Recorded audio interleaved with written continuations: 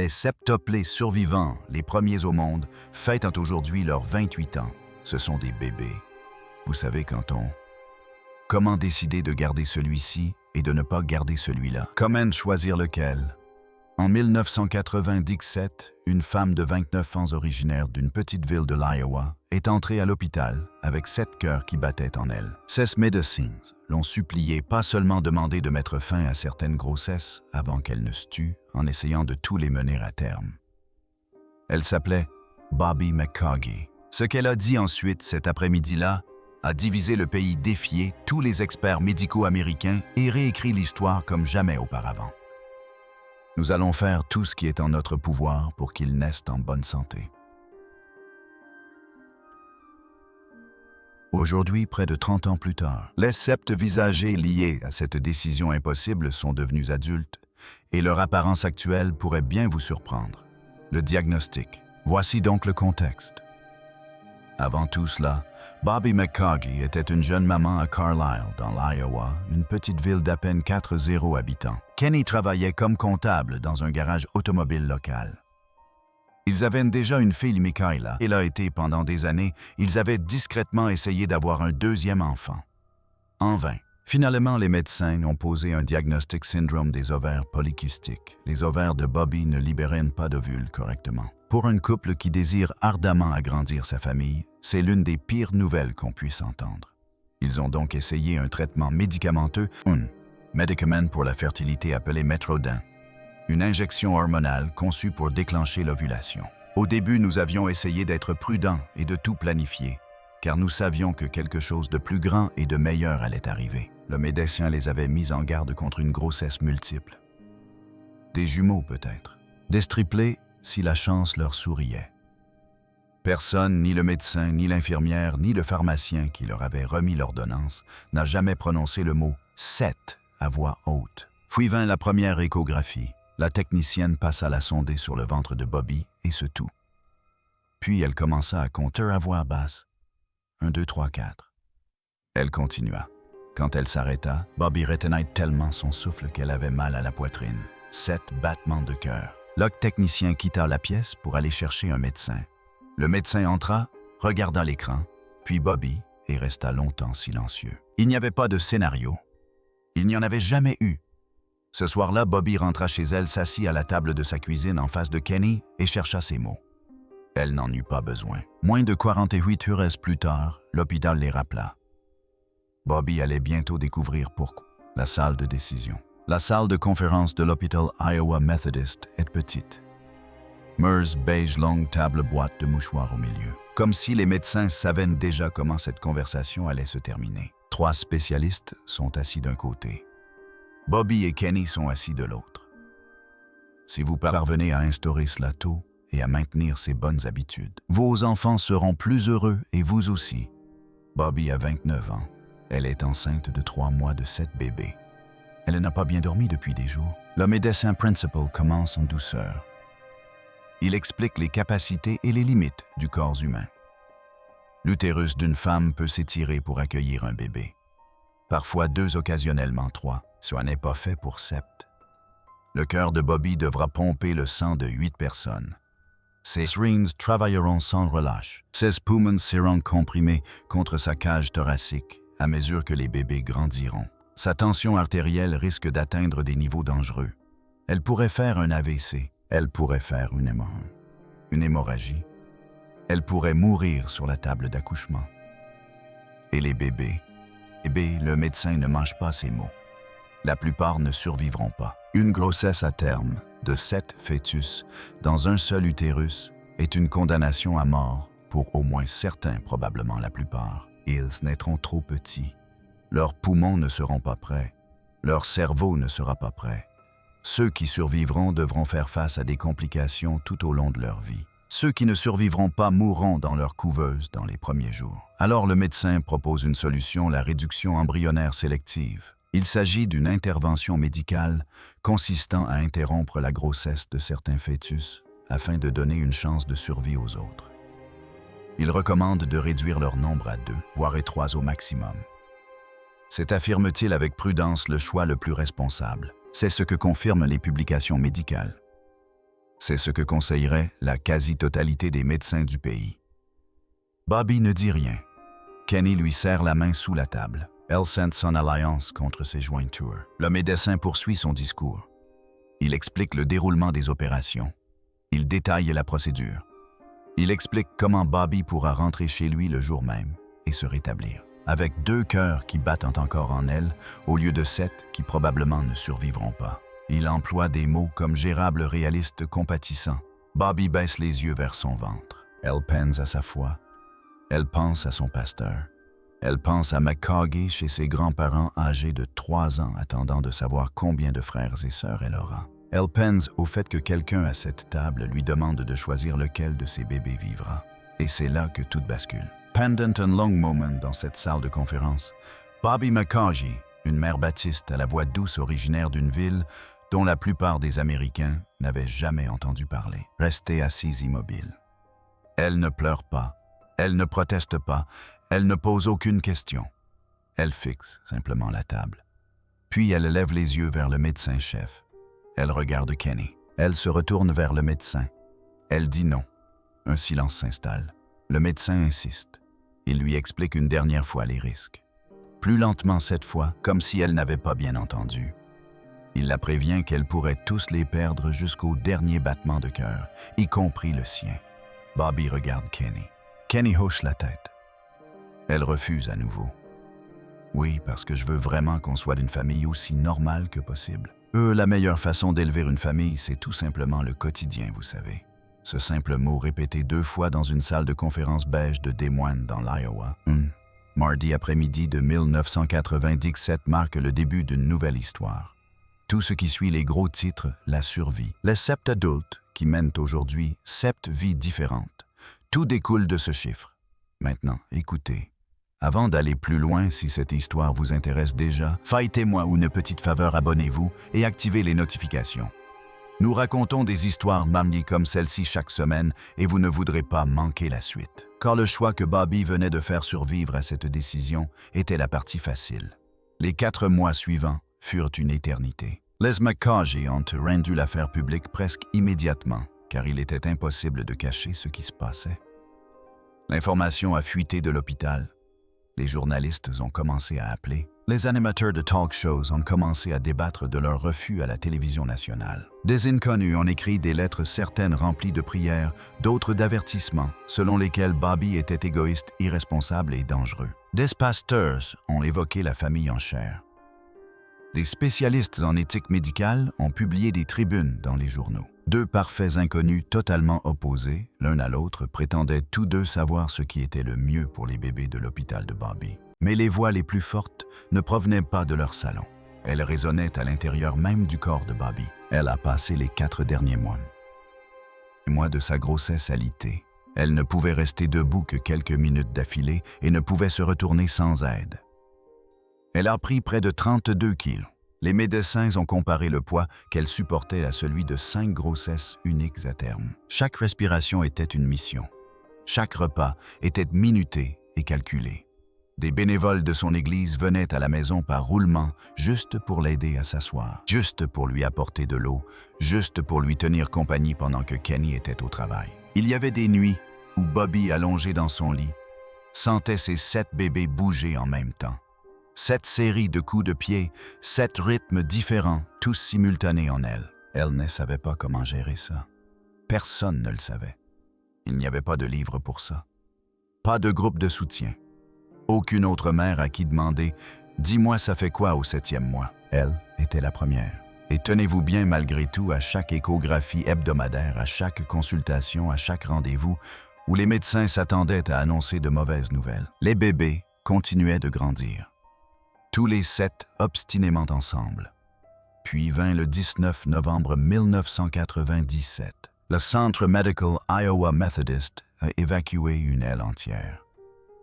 Plus de 40 médecins, infirmières, anesthésistes et néonatologues étaient en alerte. 7 couveuses étaient alignées et prêtes à l'emploi. Le silence régnait dans les couloirs. Des Horse, les camions de reportage, avaient déjà commencé à se garer sur le parking. Des caméras étaient alignées le long du trottoir. Des journalistes de chaînes du monde entier avaient fait le déplacement pour être présents lors de l'événement. La livraison elle-même a duré moins de 7 minutes. 7 minutes, 7 bébés. L'un après l'autre, ils sortaient du ventre de Bobby et étaient confiés à 7 équipes différentes. Chaque bébé pesait moins d'1,5 kg. Certains pesaient à peine plus d'1 kilo. Ils étaient si petits que, comme une infirmière l'a décrit plus tard, on aurait pu en tenir un dans la paume de la main et les doigts se refermeraient complètement autour. Puis un à un, la pièce s'est emplie de cris. 7 cris distincts. Bobby, allongé sur la table d'opération épuisé, le corps gonflé à moitié consciente, sous l'effet de l'anesthésie, les a tous entendus. Kenny était à ses côtés. Aucun des deux ne dit un mot.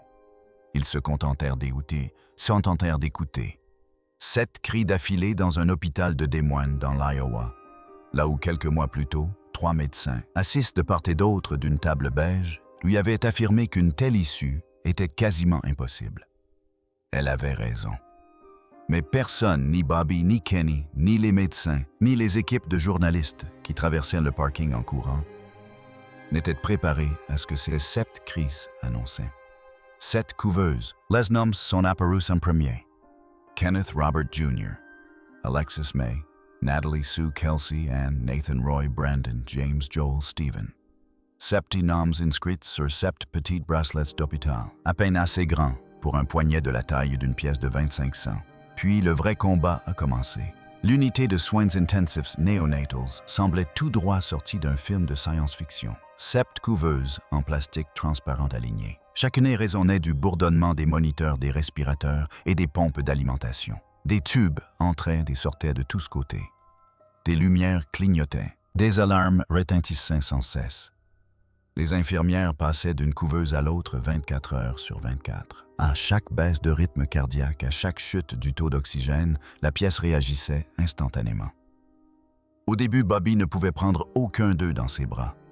Ils étaient trop fragiles. Un soir, quelques jours après la naissance, elle se tenait près de la couveuse Alexis dans les bras. Elle restait là immobile. Elle posa sa main contre le plastique. Alexis pesait à peine 1 kilo. Sa poitrine se soulevait et s'abaissait si vite que cela ressemblait à un léger frémissement. Une infirmière s'approcha et demanda à Bobby si elle voulait s'asseoir.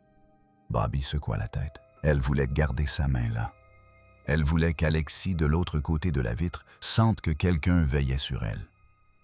Elle fit la même chose pour chacun des 6 autres bébés, chaque soir. Un incubateur à la fois, la main contre le plastique. Elle observait la plus petite poitrine qu'elle ait jamais vue se soulever et s'abaisser. Alexis serait plus tard diagnostiqué avec une paralysie cérébrale. Nathan aussi. Le traumatisme d'une naissance si prématurée, si petite, les avait marqués à jamais. Certains avaient des problèmes de vision, d'autres des troubles digestifs. Aucun ne pouvait respirer complètement seul au début. Chaque jour passé en néonatologie était un nouveau combat. Mais attendez, ce n'est pas tout. En dehors de l'hôpital, le monde avait complètement basculé. Des milliers de lettres sont arrivées. Des dons ont afflué de la part d'inconnus de tous les États. Un constructeur local a proposé de bâtir une maison sur mesure pour la famille.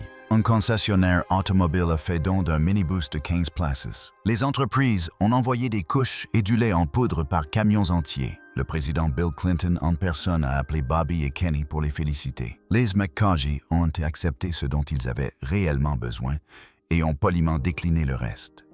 Ils ne voulaient pas que leurs enfants grandissent comme un spectacle. Ils voulaient qu'ils grandissent dans une maison, pas sous les projecteurs. Un à un, au cours des semaines suivantes, les bébés sont arrivés à la maison. Et c'est alors que Bobby et Kenny ont découvert ce que signifie réellement élever 7 nouveaux-nés en même temps. La maison que l'amour a construite. Voici le hic avec les septuplés. Les calculs ne vous laissent aucun répit. 40 couches par jour, plus de 40 biberons toutes les 24 heures. Un planning d'alimentation affiché sur le réfrigérateur, avec un code couleur par bébé qui s'étend de 5 heures du matin jusqu'à tard dans la nuit. Une montagne de lessive, des siestes de 20 minutes. Bobby a confié plus tard qu'il y avait eu des périodes durant les premiers mois où elle avait vraiment perdu la notion du temps. La communauté de Carlisle, dans l'Iowa, a refusé de laisser Bobby et Kenny seuls. Des bénévoles de leur église ont organisé des roulements. Certains venaient nourrir les bébés, d'autres faire le ménage. D'autres encore simplement tenir un bébé dans leurs bras pendant 1 heure pour que Bobby puisse fermer les yeux. Au plus fort de l'activité, près de 40 bénévoles se relayaient chaque semaine chez les McCaughey. Des personnes qui n'avaient jamais rencontré Bobby auparavant se présentaient à sa porte, ôtaient leur manteau et demandaient quel bébé avait besoin de quoi. La maison sur mesure est finalement devenue réalité. Une maison neuve a été construite spécialement pour la famille, avec des chambres supplémentaires, une immense cuisine et un sous-sol assez grand pour y aligner 7 berceaux. Les habitants du coin ont commencé à l'appeler la maison construite par l'amour, là qu'ils n'ont mest resté. Mais c'est là que Bobby et Kenny ont accompli quelque chose de remarquable. Ils ont refusé catégoriquement de laisser leurs enfants grandir en se croyant spéciaux. Les enfants prenaient leurs céréales à la table de la cuisine. Ils avaient des corvées. Ils allaient bien à l'école publique. Ils étaient vendés privés de sortie lorsqu'ils se comportaient mal. Ils partageaient rien leurs chambres, leurs vêtements et l'attention de leurs parents avec leurs 6 frères et sœurs. Pas de traitement de faveur à huis clos. Aucune caméra ne les suivait jusque dans la salle de bain. Chez les McCaughey, c'étaient des enfants comme les autres, mais à l'extérieur, c'était une autre histoire. Les magazines organisaient des séances photo annuelles. Des émissions spéciales étaient diffusées à la télévision pour chaque anniversaire. Des inconnus dans les aéroports arrêtaient de la famille pour prendre des photos. Dans les supermarchés, les gens les montraient du doigt et chuchotaient. Les enfants McCaughey ont grandi en sachant qu'ils étaient célèbres avant même de comprendre pleinement ce que signifiait la célébrité. Et pourtant, malgré tout, ils sont restés proches.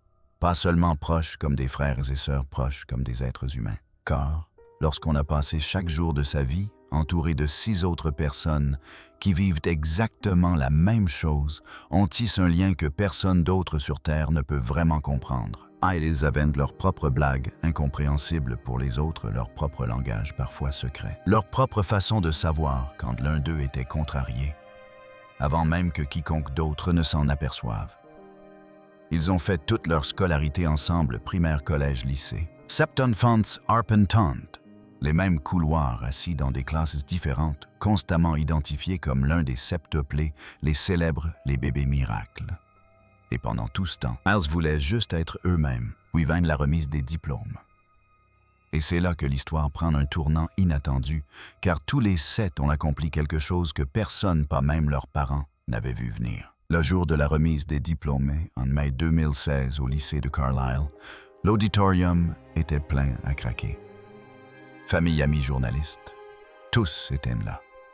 Des voisins, qui avaient fait partie de la vie de cette famille depuis des générations, s'étaient serrés au fond de la salle pour apercevoir le moment. La même ville qui avait vu 7 bébés rentrer de la maternité voyait maintenant 7 jeunes adultes franchir le seuil de la scène. Bobby était assis dans le public avec Kenny. Ils se tenaient la main.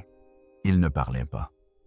Bobby avait pensé à ce jour 1000 fois au fil des ans. Elle l'avait imaginé depuis le jour où on lui avait annoncé que les bébés ne survivraient pas à la petite enfance et encore moins qu'ils atteindraient l'âge de l'obtention d'un diplôme. À présent, elle était là assise sur une chaise pliante dans l'auditorium du lycée et elle assistait à ce moment. Puis les noms ont commencé à défiler. Kenneth Robert McCaughey Jr., Alexis May McCaughey. Et voici la partie que vous devez visualiser, car faites attention à ce passage. Alexis naît à peine 1 kilo atteinte de paralysie cérébrale, qui avait passé des années avec des attelles et de la kinésithérapie, apprenant tout juste à marcher, à traverser la scène seule. Sans attelle, sans canne, sans aucune aide. Elle a marché. Bobby dans le public pleurait. Elle a essayé de se retenir. En vain. Natalie Sue Kelsey Ann Nathan Roy, lui a aussi atteint de paralysie cérébrale, ont également marché. Brandon James, Joel Stephen. 7 noms, 7 diplômes, 7 enfants qui, selon la littérature médicale de 1997, n'auraient jamais dû se trouver sur la scène d'un lycée en 2016. La foule se leva. Les acclamations durèrent près de 5 minutes. Les flashs des appareils photo crépitaient. Bobby s'accrocha au bras de Kenny et regarda ces 7 petits miracles quitter la scène fraîchement diplômée du lycée. Pendant un long moment, elle resta immobile. Elle fixait simplement la scène vide où, quelques secondes auparavant, ils se tenaient tous les 7 ensemble pour ce qui allait être l'une des dernières fois. car comme dans toute famille, ils allaient s'en aller bientôt prendre des chemins différents. Ce qui suivit dans leur vingtaine fut un tournant, leur vie cessèrent de suivre. Suivre un récit unique pour se scinder en 7 histoires complètement différentes. Ce qui nous amène enfin à la question qui vous intéresse, à quoi ressemblent-ils aujourd'hui? Qui sont-ils aujourd'hui? Ils ont presque 30 ans. Chacun d'eux est désormais un adulte à part entière, avec son propre travail, son propre logement et pour certains sa propre famille. Et ce qu'ils sont devenus est radicalement différent de ce que quiconque présentait dans cette salle d'accouchement en 1997 aurait pu prédire. Brandon James s'est engagé dans l'armée américaine peu après avoir obtenu son diplôme. Il est parti suivre sa formation de base cet été-là, devenant ainsi le premier membre de sa famille proche à porter l'uniforme militaire. Il a fait carrière dans l'armée. En 2022, il avait atteint le grade de sergent. Il a rencontré une femme nommée Alana alors qu'il était en poste sur sa base. Ils se sont mariés et ont maintenant une fille, Ellie. Bobby et Kenny sont donc officiellement grands-parents de leur premier septuplé. En raison de la nature du travail militaire de Brandon, la famille tient à préserver son lieu de résidence exact. Être une famille connue, ayant un militaire parmi ses membres, soulève de réelles questions de sécurité. Les McCaughey prennent la sécurité de leur famille très au sérieux. La vie de Brandon est, aujourd'hui à bien des égards, la plus paisible des 7 enfants, et c'est volontairement. Kenneth Robert Jr., toujours appelé Kenny, a trouvé sa vocation dans la menuiserie. Il a suivi une formation d'ébéniste et travaille maintenant chez Waunakee Cabinet Works, une entreprise du centre de l'Iowa où il fabrique des meubles sur mesure pour les maisons de toute la région. C'est un travail minutieux, précis et manuel, et il y excelle. Il est marié à une femme nommée Cynthia. Ils vivent tous deux dans une maison paisible. Kenny a souvent confié combien il lui paraît étrange de vivre à deux après avoir grandi dans un véritable chaos. Certains soirs, dit-il, le silence le surprend encore. Il est assis à la table de la cuisine et l'absence de 6 autres voix est le seul bruit qui résonne dans la pièce. Natalie Sue Kelsey Ann, Nathan Roy, It Joel Stephen ont tous reçu des bourses d'études pour l'université Hannibal Lagrange, une petite université chrétienne située juste de l'autre côté de la frontière dans le Missouri. Tous les 4 ont déménagé ensemble. Pour la première fois de leur vie, ils étaient loin de leurs parents, mais ils pouvaient toujours compter les uns sur les autres. Ils vivaient près les uns des autres, étudiaient ensemble et se soutenaient mutuellement. Depuis, ils ont embrassé des carrières dans des domaines tels que l'éducation, le ministère religieux et la médecine. Certains sont désormais mariés, d'autres sont encore célibataires. Tous restent très proches, échangeant régulièrement par SMS et se retrouvant dès qu'ils le peuvent. Certains se comprennent encore à demi-mot. Certains savent encore exactement ce que pensent les autres rien qu'en regardant leur visage. Ce genre de lien ne disparaît pas avec l'âge. Au contraire, elle se renforce. Alexis Mahan a cessé de déjouer tous les pronostics placés en elle à sa naissance. Malgré sa paralysie cérébrale, elle mène une vie d'adulte pleine et indépendante. Elle a parlé ouvertement de son parcours, partageant parfois son histoire publiquement pour encourager d'autres personnes handicapées à persévérer. La petite fille qui se tenait autrefois de l'autre côté de la vitre de l'incubateur, tandis que sa mère appuyait sa main contre le plastique, est aujourd'hui une femme accomplie qui vit sa vie comme elle l'entend. En 1997, les médecins n'étaient même pas sûrs qu'elle survivrait au premier mois. Elle a bâti toute sa vie d'adulte sur ce pronostic. Est leur sœur aînée, Michaela, qui était déjà là avant l'arrivée des 7, a grandi, s'est mariée et a fondé sa propre famille. Elle a maintenant des enfants, qui signifie que Bobby et Kenny sont gâtés comme jamais, avec des petits-enfants des 2 côtés de la famille. Récemment, ils se sont tous les 7 réunis pour une réunion de famille. Pas à l'hôpital, pour un anniversaire médiatisé, juste une réunion comme les autres. Ils ont cuisiné riz et ils sont disputés pour savoir à qui le tour de faire la vaisselle comme ils le faisaient depuis leur plus tendre enfance. À la fin de la soirée, ils ont pris une photo. 7 adultes côte à côte dans une cuisine. 7 vies distinctes. 7 parcours complètement différents, mais indéniablement une seule et même famille. Et sur l'une de ces photos, Bobby est dans un coin le regard perdu. Elle ne pose pas. Elle ne sourit pas à l'objectif. Elle les regarde tout simplement. Alors, revenons à la question qui vous a amenés ici. Bobby avait-elle raison en 1997? 3 médecins étaient assis autour d'une table beige. et lui ont dit que la chose responsable à faire était de réduire le nombre de grossesses. Ils lui ont dit qu'elle pouvait mourir. Ils lui ont dit que la plupart des bébés mourraient. Ils lui ont dit qu'elle faisait une erreur. Elle a dit non. 28 ans plus tard, 7 adultes mènent une vie épanouie grâce à ce refus. L'un est soldat, est élevé sa fille. Un autre est artisan ébéniste. 4 ont fait leurs études ensemble. L'une d'entre elles a reçu son diplôme un moment que les médecins lui avaient interdit. Et quelque part à Carlisle, dans l'Iowa, la femme qui a pris cette décision tient dans ses bras un petit enfant qu'on lui avait dit qu'elle ne connaîtrait jamais. Et vous avez-elle raison? Laissez votre avis en commentaire. Je lis tous les commentaires. Auriez-vous pris la même décision que Bobby dans cette salle de réunion? Auriez-vous suivi l'avis du médecin si sa décision vous a touché? N'hésitez pas à liker. Abonnez-vous pour ne rien manquer. Activez les notifications pour être parmi les premiers à lire la prochaine vidéo. Prenez soin de vous. À bientôt.